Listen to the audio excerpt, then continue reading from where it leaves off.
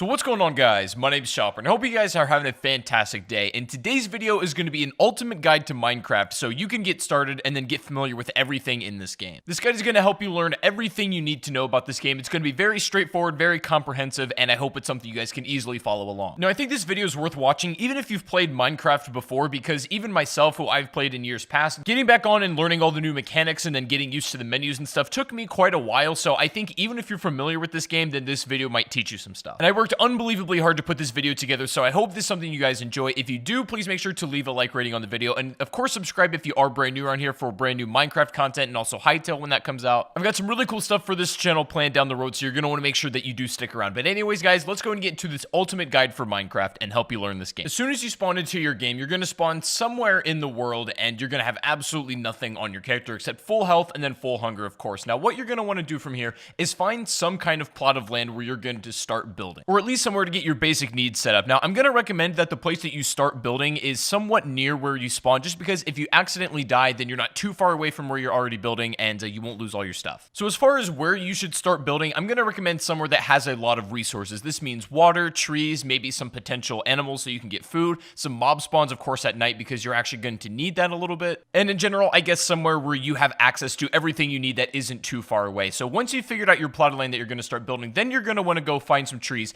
and get wood. Now, you're definitely going to want a little bit of wood, especially when you're starting out, because you're going to need to build a crafting table first of all, and then you're also going to probably want enough to make some sort of little structure, at least for the first night, as you're not going to have a whole lot on your hands because you only have a very limited time to start building this stuff. But once you have some wood, then you can start building your crafting table. Now, this is the most fundamental item you need to build everything else in the game. So you're going to take your wood that you got from the trees, and then you're going to go ahead and build some planks. And you can do this by putting it inside the 4-square grid that's right by your character. And once you have all of your planks built, then you can go ahead and then put them back in that 4-square into a pattern that looks like this, and it should build your crafting table. Pretty straightforward, pretty easy. Now, from here on out, as soon as you place your crafting table down on the ground somewhere, you now have access to all of the craftable items in the game, and the recipes for all these items can be found in this green book, or if you know them by heart, then you won't need the book. Now, as soon as you got this crafting table built, the first item that you're going to want to build yourself, the very first thing you want to go for is a wooden pickaxe. And this is pretty simple to build. You're going to want to make sticks, which is very simple, from your planks,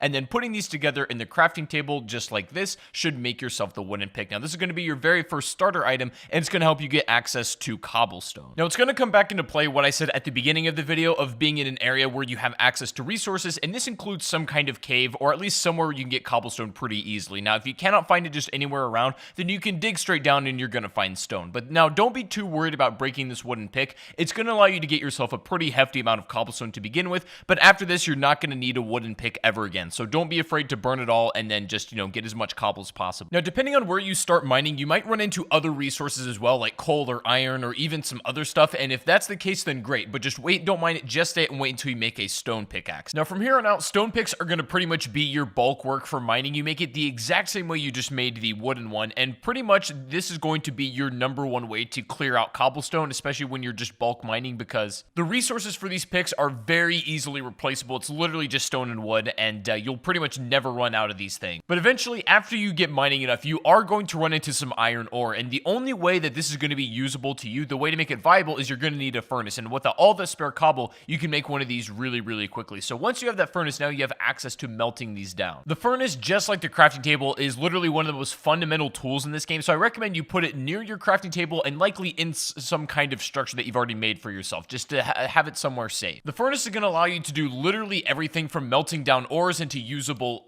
items, and then also cooking food, which is going to give you much more energy than if you were to eat it raw. Sometimes when you're at this point in the game, that's the only thing you have available, and you got to do what you got to do. So it's not like there's never going to be a situation where you have to eat raw meat or you have to eat the rotten flesh in Minecraft, but ideally you want to have it cooked because it's just going to net you a lot more energy and health. So at this point in the game, it's important to protect the resources that you have and then really start to build up where you're going to be staying. Now, what I recommend you do is stock up on a lot of food and then also make a ton of resources in order to build some kind of house. Like normally I just build it out of wood. It's very mobile and you can use this for a lot of things. For example, if you have an excess amount of wood and you're using your furnace and you just don't have enough coal in hand, you can actually burn wood. It doesn't burn nearly as well as the coal does and not for as long at all, but it's still an option if you don't have any at hand. And while you're doing this, it's worth melting down all the iron ore that you have in order to get the ingots because you're going to use these a little bit later on. And for your makeshift safe house, you're just going to want to have something that's tall enough that mobs aren't going to jump in while you're doing this kind of stuff. So maybe maybe 3 or 4 blocks high will be just fine. And of course, another important thing is you should definitely think about making a stone hoe in order to make an infinite source of food, essentially. Now, I wouldn't waste iron on doing this because, again, these are easily replaceable. You can use wood if you really want to as well. But having a stone hoe and starting out with some wheat seeds that you can get from breaking grass is going to be really beneficial. And also something I strongly recommend is you make a bed at this point, especially if this is where you want to make your spawn point be, because every time you die, instead of spawning where you were at the beginning of the game, as soon as you lay in your bed for the first time, this will be your new spawn point. And of course, you can only sleep at night or when it's thunderstorming, and also there cannot be too many enemies nearby or else you won't be able to sleep either. You can bring your bed with you if you start traveling and set up like makeshift camps. If you want to change your spawn to somewhere else and be a little bit closer to like a big mine or something, you can do that as well. Just don't take it into the nether. So when setting up your wheat farm using your stone hoe, ideally you're going to want to sort of till the ground that is touching the water, because these are going to grow the fastest when you plant your seeds there. Now, it's not required that you put it up against the water, but they are going to grow faster if the dirt blocks are in the water. So that's just something to keep in mind. And it can be a little bit scuffed, like just the way that you plant it, if you're going to be moving it pretty soon. But if you want to have like where you're going to be staying permanently, then you can organize it a little bit more, fence it in, and have water running in between each dirt block. There's a lot of different ways you can set up that are going to yield different results. But what's important here is the fact that this is going to be like an infinite resource of food that you can just make bread with. And so it just takes a little bit of time and your attention to take care of it.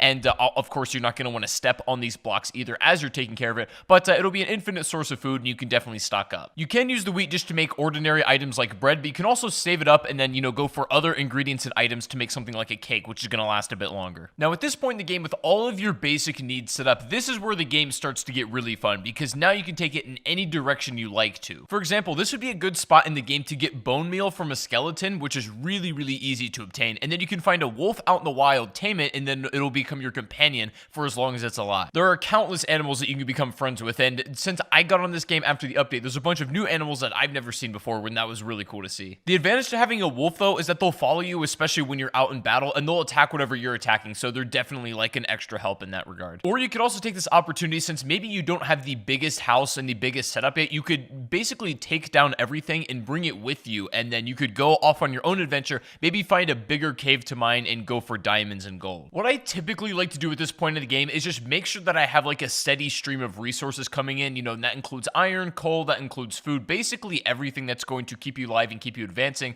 and then also start making moves towards getting some of the rare items in the game, like getting diamonds, and then of course obtaining obsidian. Now, after getting the obsidian material, this is where the game starts to get a little bit more advanced, and at this point in the game, if you've made it this far, then you're probably already familiar with most of the mechanics, and you can pretty much run with it for yourself. And to obtain obsidian, you're going to have to do some pretty extensive mining, so you're going to want to make sure you're well prepared for this. This includes having a ton of torches, a bunch of stone and iron pickaxes, and definitely some swords and armor, which is definitely recommended. When you're trying to mine obsidian, what you're going to notice is when you first come across it, unfortunately, you are not actually able to mine this with your iron pick. You're going to require a diamond pick, and that's going to at least require you to dig far enough down where you're at diamond level, and of course, obtain enough to where you can actually build a pick itself. And so you can also make obsidian if you get a lava bucket, and then you can do it your own with water, but I find it easier just to kind of dig down for it because it's not that hard to come across. And if you run into the situation where you haven't found diamonds by the time you come across obsidian, what I normally do is cut around where I found the obsidian, and eventually you're probably going to run into diamonds, so I wouldn't worry too much there. And of course, since diamonds are especially rare, if you do find it, you're going to want to make sure you take care of it. What's nice about this game, though, is that once you've kind of dug out far enough where you found diamonds already, it's not too hard to keep finding more. So once you initially find your first ones and you can kind of chain off of that, then you should be in good shape just to get more as well. Now, for whatever reason you are struggling to come across diamonds, no matter how much you're mining, I made a video of the top 5 best ways and easiest ways to find diamonds in Minecraft, so you can go check out that video if you're having problems. But if you're there long enough and you're doing everything right, then you shouldn't have any problems whatsoever. And also, you're going to run into a lot of redstone, and you can get really, really creative with this item if you so wish to. But just as a beginner and as a starter point, it's really nice to make something like a clock and also a compass for Minecraft. The compass is going to allow you to travel much further distances without getting lost, and you can safely do it basically by following wherever your house would be, and you can go off and venture wherever you want in this entire world and then make your way back eventually using this compass. If you want to go a step farther, you can also make a map, which does require a little bit more materials, but it's definitely worth it if you want to go that route as well. And also, having a boat on hand is never a bad idea, because there sometimes are very long stretches of water that can be easily crossed using a boat, but are not easily crossed any other way. If you've done everything in this guide up to this point so far, then you should have a steady stream of resources, a bunch of excess stuff on hand, such as iron, coal, all that sort of stuff. stuff. And then you should have all of the basic tools you need to travel anywhere you like, and then a decent house setup as well. And from this point, you pretty much have the freedom to take the game anywhere you like to. You can take your obsidian and set up a nether portal and then go down that rabbit hole. And if you so wish to, you can work your way all the way up from this point on, all the way to the Ender Dragon if you so wish to go that route, or you can just, have fun, explore, play a little bit more casual route, and just enjoy the game. Either way, this guide was set up to facilitate both styles of play. You can just have fun and just casually play the rest of the match however you like, or you can go for the Ender Dragon and then finish the progression of the game. Either way is going to work. But now you have the tools to go in any direction you like. So anyways, guys, that is going to be the ultimate guide to getting set up in Minecraft in 2019. I hope you guys did enjoy. If you did, please make sure to leave a like, rating, subscribe if you are brand new, and let me know down below in the comment section if there's anything in specific you would like to see me make a video on. I'm going to have some videos about shaders and mods here pretty soon, so stick around for the exciting stuff. But I did want to get this guide out there for a lot of people who are just jumping back into Minecraft after a long time, or maybe have never played this game before and are just wanting to get a grip on and understanding on everything. But let me know your guys' thoughts in the comment section down below. Thank you guys for watching once again, and I'll see you all on the next stream or the next video. Take it easy, guys, and peace out.